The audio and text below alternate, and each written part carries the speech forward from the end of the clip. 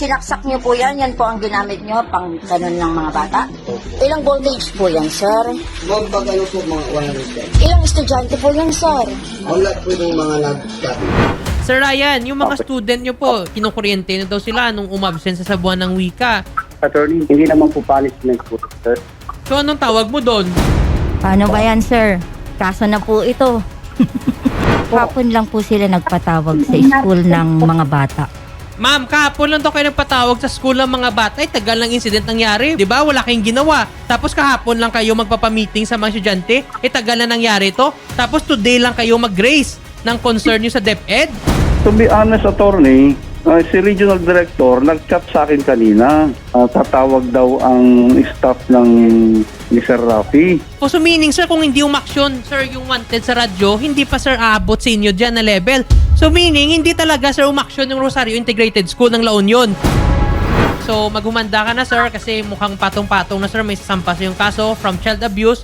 Also din, sir, sa administrative charges na pwede ka talaga, sir, ma-dismiss sa service, sir.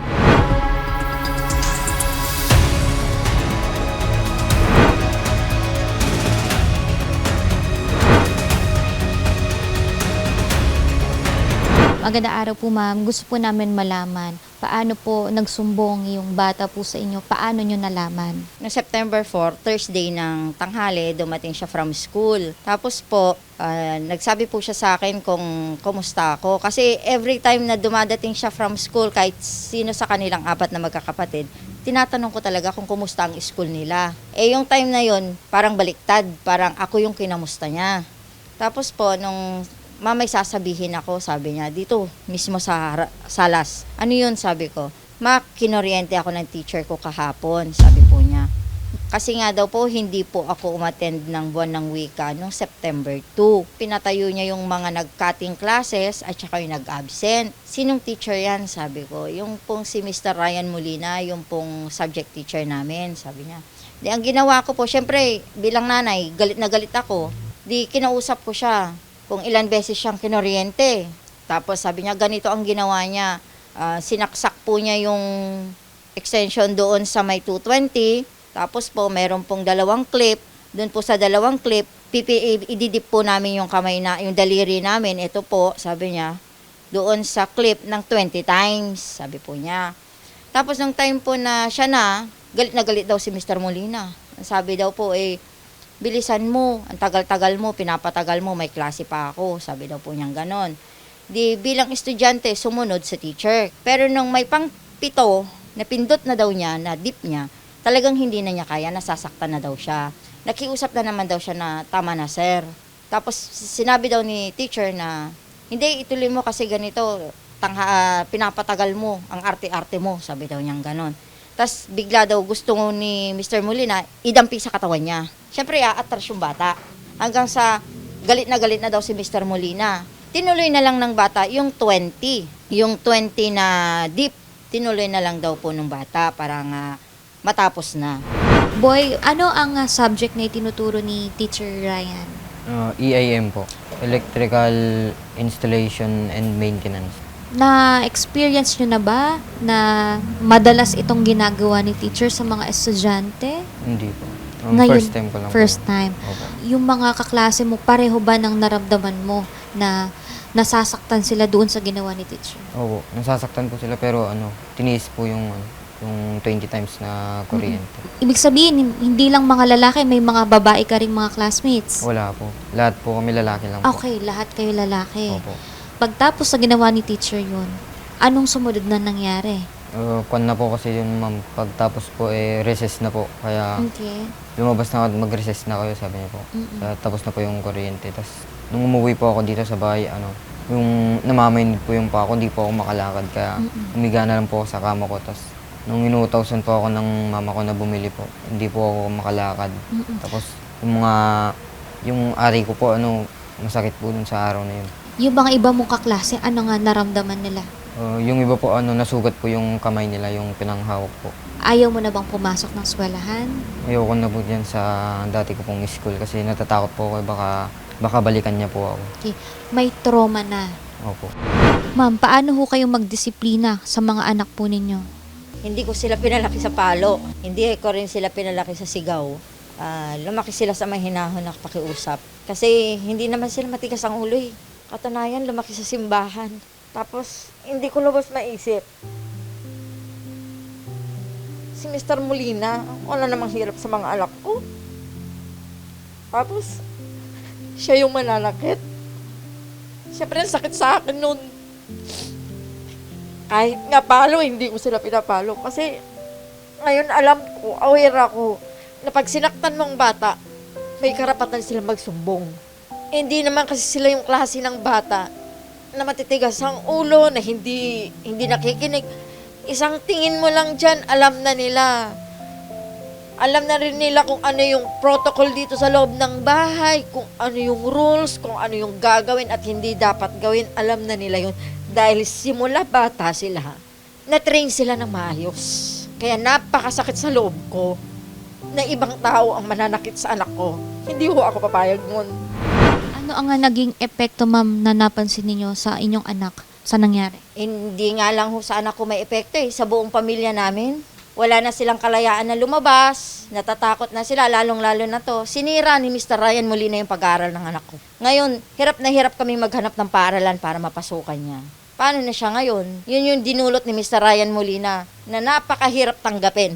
Sa araw-araw na nakikita ko yung anak ko na hindi pumapasok, araw-araw din ako nasasaktan, doble-doble pa. Kaya kung ano man yung sakripisyo na yung hirap namin ngayon, na dinulot niya, sobra, ang sakit, napakalaking abala.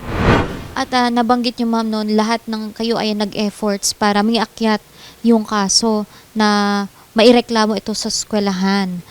At meron ho ba na mga ibang magulang na lumapit rin po sa inyo para sabihin na ireklamo rin po itong teacher? Una po, marami pong nagsasabi ng mga magulang na, ireklamo natin, tanggalin, dapat itaas natin, may ganito, matanggalan ng lisensya, masuspende, ganun. Pero nung katagalan po, wala naman na po. Pero ako talagang pinursige ko po ito. At lalabanan ko to hanggang sa, willing ako maghintay kung gaano katagal yung kaso, natatakbo. Pero willing ako maghintay kasi gusto kong mapatunayan na may hustisya. Handa ka rin ba na mag-file ng kaso laban kay teacher? Opo. Ano ang mensahe mo sa mga kaklase mo na naka-experience ng ganito? Sana wag silang matakot na na ilaban yung karapatan nila na ginawa sa kanila yung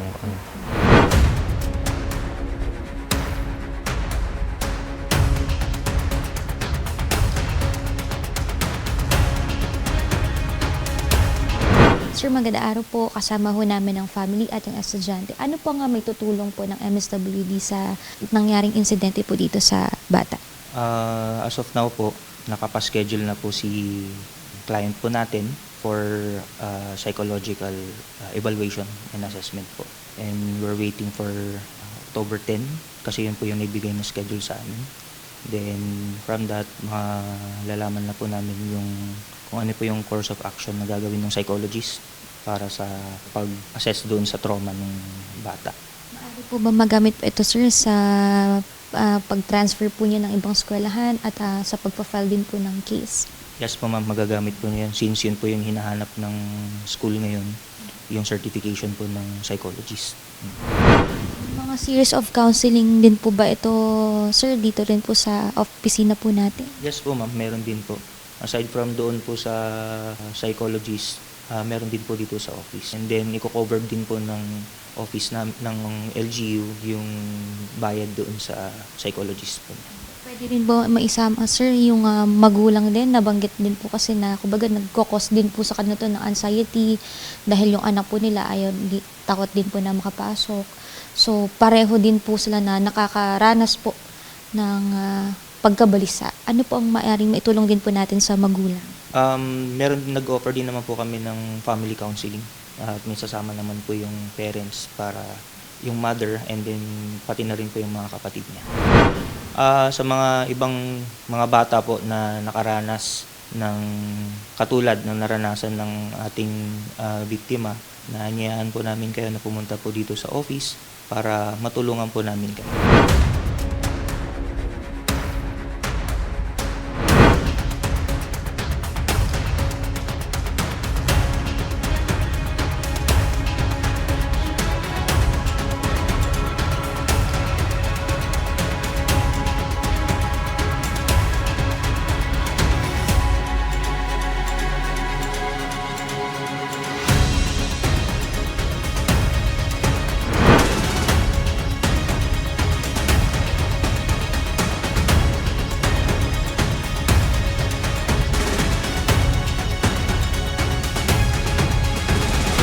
Attorney. Magandang araw po.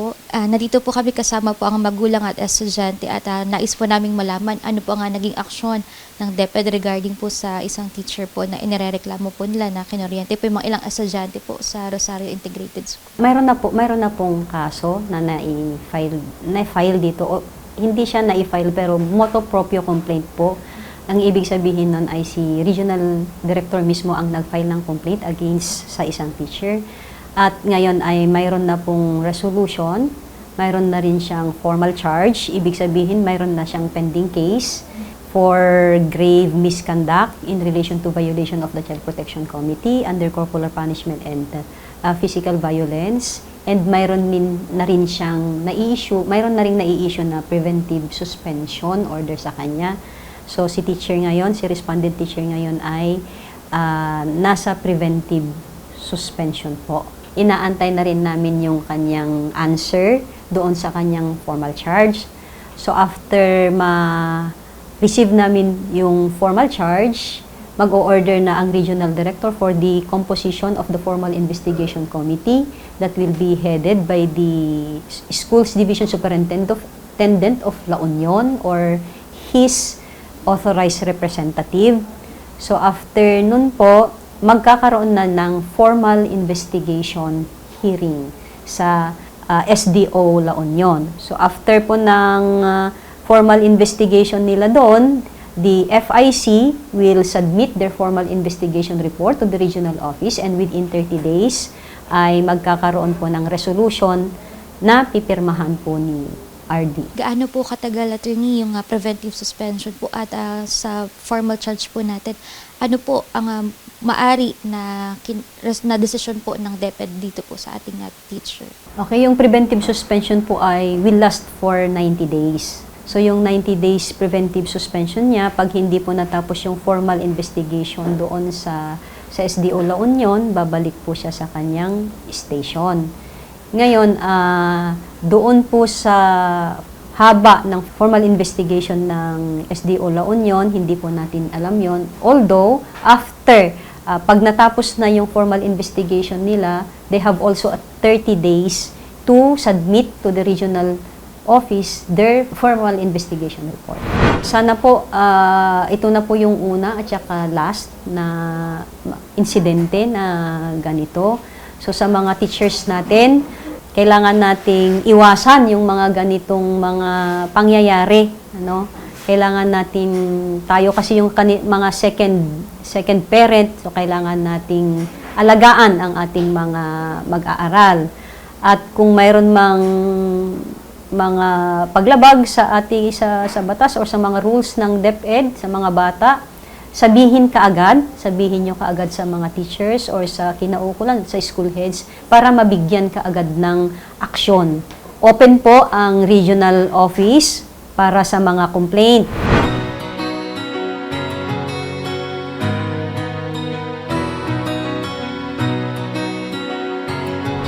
Thank you po, Senator Raffy Tulfo at saka sa Team Tulfo po sa pagsama sa amin dito sa regional office.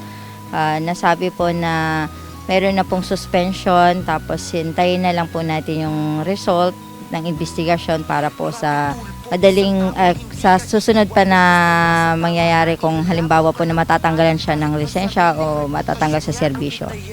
Thank you po.